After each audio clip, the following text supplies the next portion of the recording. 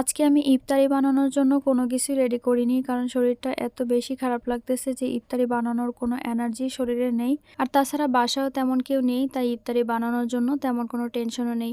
আসসালামু আলাইকুম এভরিওয়ান, কি অবস্থা সবার, কেমন আছেন সবাই? বাসায় যেহেতু শুধুমাত্র আমার ছেলে আর আমি আছি, আর ছেলেও বলেছে যে বাসায় আজকে ইফতারি করবে না, কারণ মসজিদে নাকি তার ফ্রেন্ড ইফতারি দিয়েছে, তাকে সেখানে দাওয়াত দিয়েছে, আর এর জন্য সে আজকে মসজিদে ইফতারি করবে। যেহেতু শুধুমাত্র আমি একাই আছি, তাই আর কোনো কিছুই বানাবো না, শুধুমাত্র একটু পানি মুখে দিয়ে নামাজ পড়ে ডিরেক্ট কোনো কিছু খেয়ে নিব, কারণ শরীরটা আজকে এত বেশি ক্লান্ত লাগছে যে ইফতারি বানানোর মতো কোনো এনার্জি শরীরে নেই। যাই হোক, নামাজ পড়ে এসে এরপর এখানে এক গ্লাস দুধ গুলিয়ে নিয়েছি, আর দুধের সাথে এখানে আমি একটু রুয়াবজাও নিয়েছি। আর এভাবে প্রথমবার নিয়েছি, জানি না কেমন লাগবে খেতে। তারপর এখানে 3-4টা খেজুর ধুয়ে পরিষ্কার করে নিয়েছি, আর খেজুর খেলেও কিন্তু শরীরের ক্লান্তি অনেকটা দূর হয়। এরপরে একটু খিচুড়িও নিয়ে নিচ্ছি, আর এই খিচুড়িটা আমি বিকেলে রান্না করার সময় করেছিলাম কয়েক পদের সবজি দিয়ে। আর কয়েক পদের সবজি দিয়ে যদি এই লেটকা খিচুড়িটা করা হয়, আমার কাছে অনেক বেশি মজা লাগে। সবগুলো গুছিয়ে আমার রুমে নিয়ে যাব, কারণ এখানে বসে যে খাবো সেই এনার্জিটাও শরীরে নেই, অনেক বেশি টায়ার্ড লাগতেছে। তো রুমে গিয়ে তারপর হচ্ছে একটু বসে রিল্যাক্স করে তারপরে খাবো, কারণ শরীরটা আজকে সত্যি বেশি খারাপ লাগতেছে।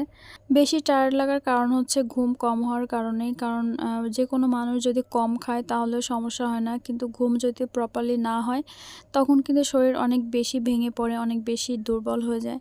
তো আমার অবস্থা হয়েছে তাই, না ঘুমাতে না ঘুমাতে আমার শরীর সত্যি অনেক বেশি টায়ার্ড হয়ে গেছে। তো যাই হোক, দুধটা আমি খেয়ে নিলাম, আর এটা এত বেশি টেস্টি হয়েছে যে কি বলবো। এটা আমি প্রথমবার ট্রাই করেছি, কিন্তু খেতে অনেক বেশি মজা হয়েছে। আপনারাও ট্রাই করে দেখতে পারেন, রুয়াবজার সাথে হচ্ছে এভাবে দুধ গুলে খেয়ে দেখতে পারেন, অনেক বেশি মজা হয়েছে। তো যাই হোক, তারপর আমি এখানে একটু খেজুর খেয়ে নিচ্ছিলাম, আর খেজুর খেয়ে তারপর হচ্ছে আমি এখানে খিচুড়িটা খাচ্ছিলাম। এর মধ্যেই হচ্ছে আমার ছেলে চলে আসছে। তো বোঝেন আমার অবস্থাটা, ও মসজিদ থেকে ইফতারি করে নামাজ পড়ে তারপর বাসায় এসেছে। এর মধ্যে আমি এখনো ইফতারি শেষ করতে পারিনি, মাত্র বসেছি ইফতারি করার জন্য। কতটা টায়ার্ড থাকলে এতটা দেরি হতে পারে।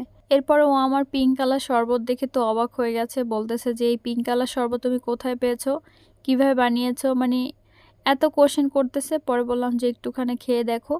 পরে আমার গ্লাস থেকে একটুখানি টেস্ট করলো, আর বলতেছে যে এটা তো অনেক মজা, কীভাবে বানিয়েছো।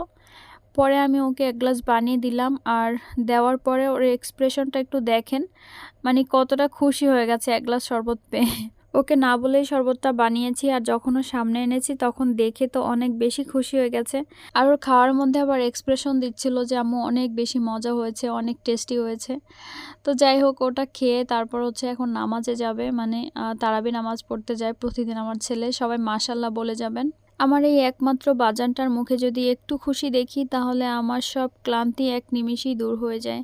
যখন ওর মুখের দিকে একবার তাকাই না, তখন আমার জীবনে আর কোনো সুখ শান্তির পেছনেই ছুটতে ইচ্ছা করে না। ওই আমার জীবনের সব কিছু, ওই আমার একমাত্র অবলম্বন, আমার সুখ শান্তি, আমার সব কিছু, আমার পৃথিবী। যাই হোক, অনেক কথাই বলে ফেললাম। তো আজকের ভিডিওটা এই পর্যন্তই, দেখা হবে নেক্সট ভিডিওতে। সেই পর্যন্ত সবাই ভালো থাকবেন, সুস্থ থাকবেন, আর আমার বাজানটার জন্য সবাই দোয়া করবেন। আল্লাহ হাফিজ, আসসালামু আলাইকুম।